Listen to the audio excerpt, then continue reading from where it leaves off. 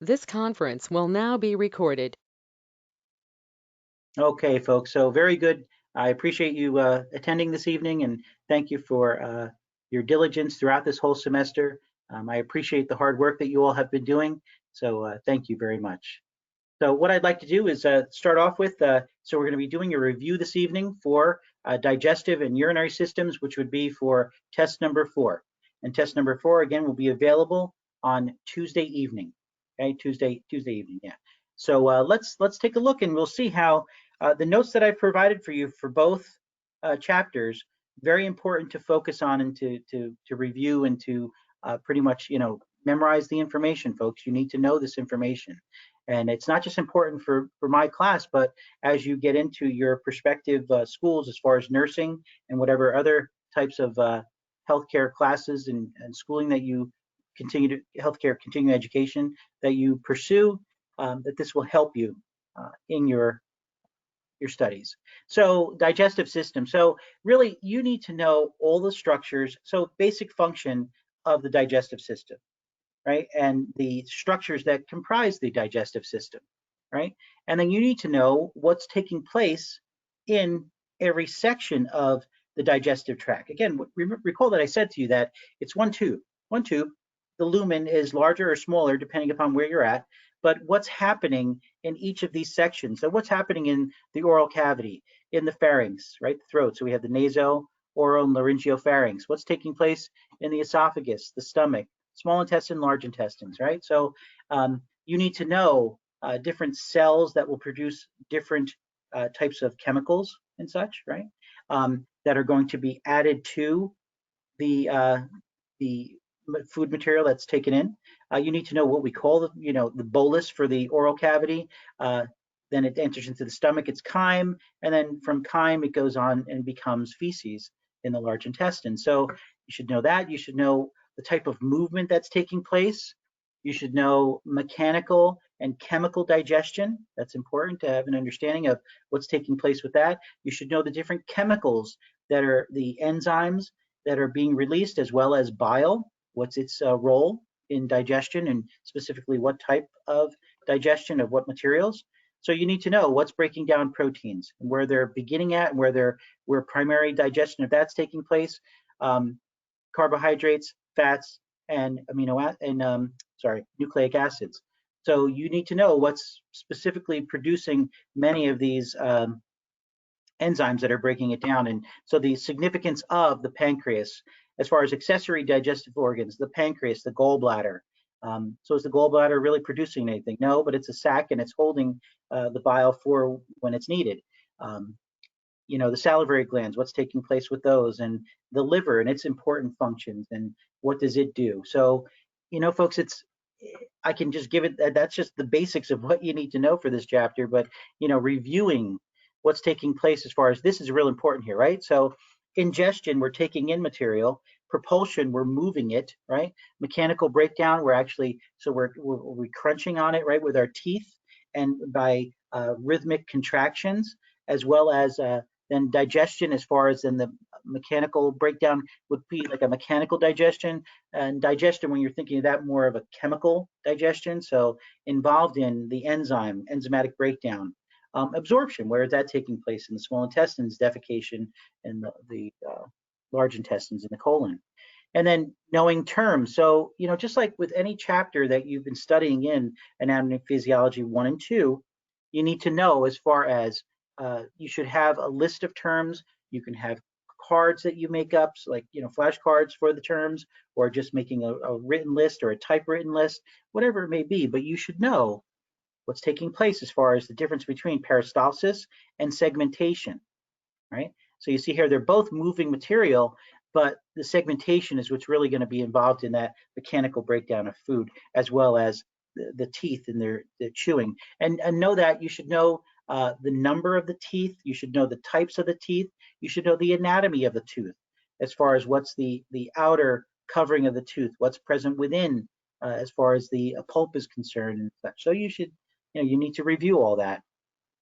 Like I said, really, it's from the oral cavity to the pharynx to the esophagus, stomach, small and large intestines, what's taking place in each of those areas and what are contributing to what's taking place in each of those areas. As far as for the oral cavity, you have the salivary glands. As far as the small intestines is concerned, and the duodenum, we have bile that's entering in, as well as the pancreatic enzymes, right? So, and as well as the chyme from the stomach. So what's happening and where's primary digestion taking place, and where does digestion begin for certain nutrients? Where does it begin for carbohydrates, for proteins, for fats, right? So you should know that, right? Because so there's salivary amylase, right? There's lingual lipase, right? So those are two areas where we have beginning of digestion taking place in the oral cavity with those enzymes. And you should also, knowing what's retroperitoneal and what's intraperitoneal, what's outside of the peritoneal cavity, what's within. We talked about also, this is very important as far as knowing, so the alimentary canal, the digestive system, what's taking place from the inner lining to the outer covering. So we have the mucosa, because we realize that there's mucus should be present to protect the digestive tract, aka the alimentary canal. The mucosa, if it's mucus coated, then that's the inner layer is the mucosa. The outer layer would be the serosa, okay? And it's in the adventitia in the esophagus. So you should review all this. As far as, like I said, the teeth, the salivary glands, what's going on with the tongue and the individual structures here that are present in order to allow for to have taste buds, whereas the filiform papillae are numerous, covering the tongue, and yet no taste buds, connected with those. Again, reviewing the saliva and the salivary glands. Like I said to you there, as far as the teeth and the numbers, so the deciduous teeth and the permanent teeth. So you should know that there's 20 for aka the milk or baby teeth. The permanent teeth, we're looking at 32. And so how many of each, right? Incisors, canine, premolar, and molars. And then knowing their presentation and knowing the anatomy as far as where we have the enamel, what's the enamel, where's that located, right? The dentin, the pulp, canal. The pharynx, we've discussed that earlier there.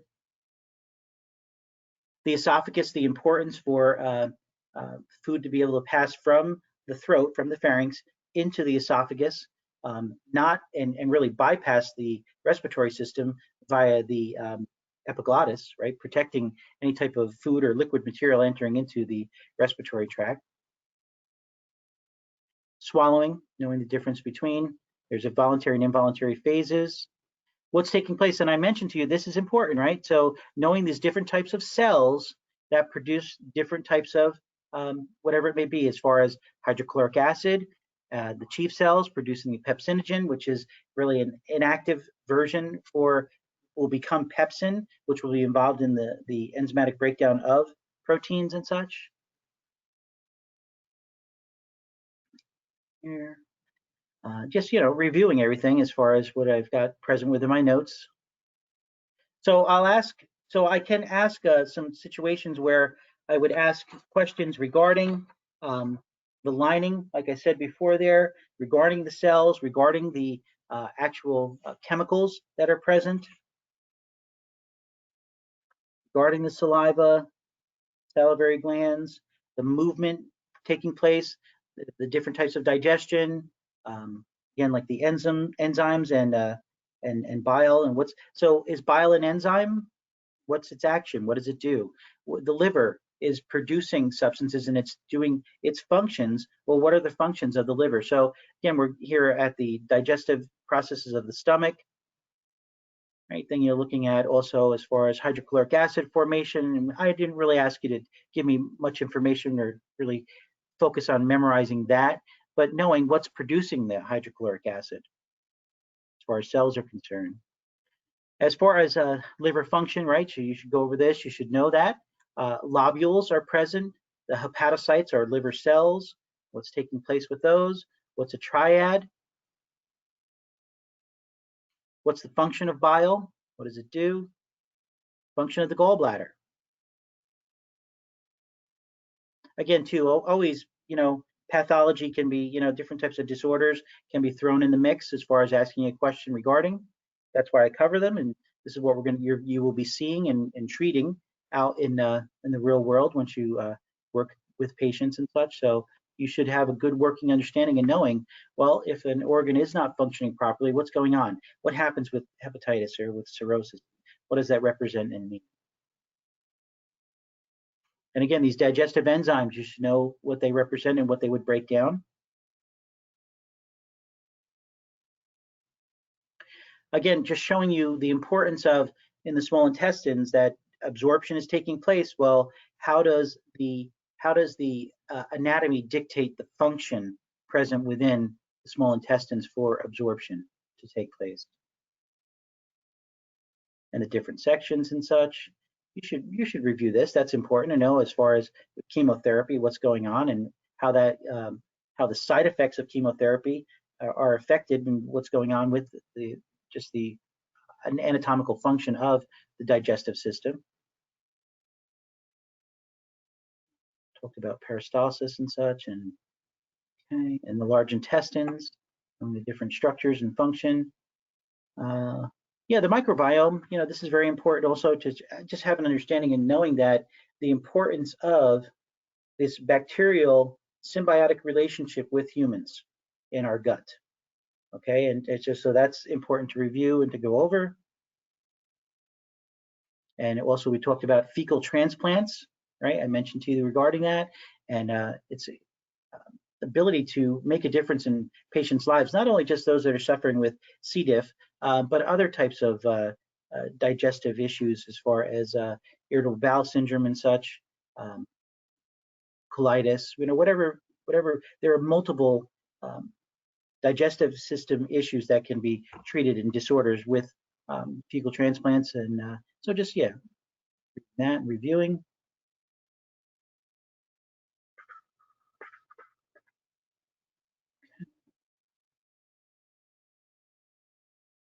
Okay, good. Yeah, so that's the digestive system, folks. As far as you should, like I said, just really basically you need to know what takes place from oral cavity to the anus, as far as all that's between, what kind of chemicals, what kind of cells are involved, what's going on in each of those areas, please. Okay.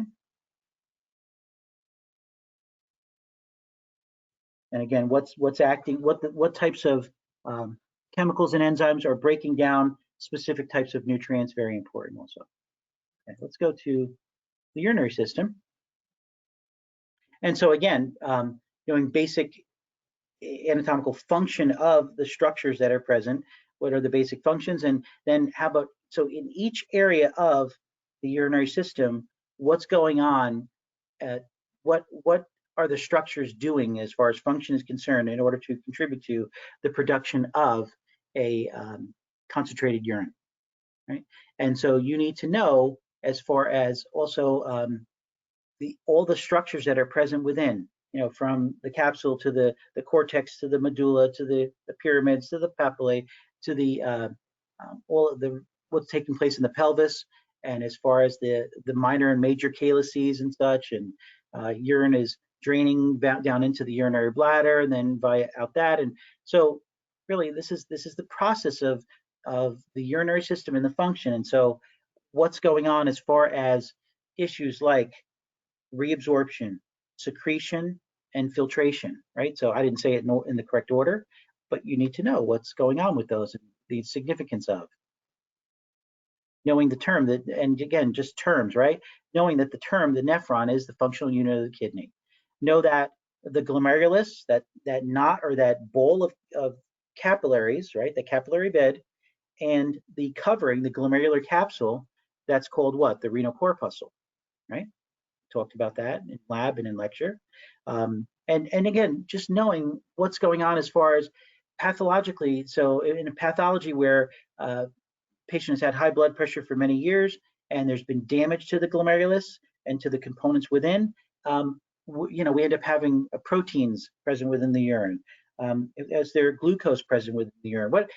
What's going on as far as when things are not functioning properly within the urinary system, what goes on as far as those disorders? How about the case of stones and such, and how can that be an issue and a problem? So there's those terms that I mentioned to you earlier. And you should know and just review all this regarding pH, regarding color, regarding the hormones. So this chapter does, again, we revisit hormones and such. And so knowing the significance of aldosterone, an antidiuretic hormone, right? ANP, so why would ANP be released and what is its function? And then when we have situations like with a decreased blood pressure and volume, so if we have this low blood pressure, low volume, so then what's a long-term response and what's a short-term response? Well, short-term response, we're thinking nervous system. Long-term response, we're thinking endocrine system. Okay? And the different types of diseases and disorders, what's taking place with them, what do they represent?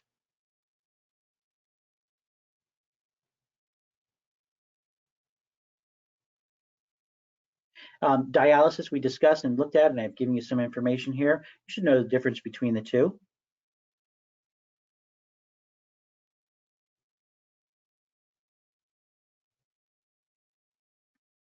And here we're giving you information regarding, so, you know, ureters, 2 ureters, 1 urethra, what's taking place as far as, so whether it's fecal matter leaving the digestive system or urine leaving the urinary system, then you should know as far as what's taking place as far as these internal and external sphincters. It would make sense that an internal sphincter would be involuntary, but an external sphincter would be voluntary, because you can choose when you defecate, you can choose when you void. Some information regarding infants and children as far as potty training. The nephron. So I'm not going to ask you primarily, you know, what's going on at each of these areas and such. Other than that, you should realize that primarily reabsorption is taking place in the proximal convoluted tubule, okay? And water is being primarily resorbed in the descending limb of the nephron loop. Water is not moving on the ascending limb of the nephron loop, right? And so just, you know, reviewing a little bit of that information. I also gave you information regarding here. You should know all the different names and structures, right? Components of the nephron. Okay. And this is just giving you a little bit more of that information regarding what's taking place.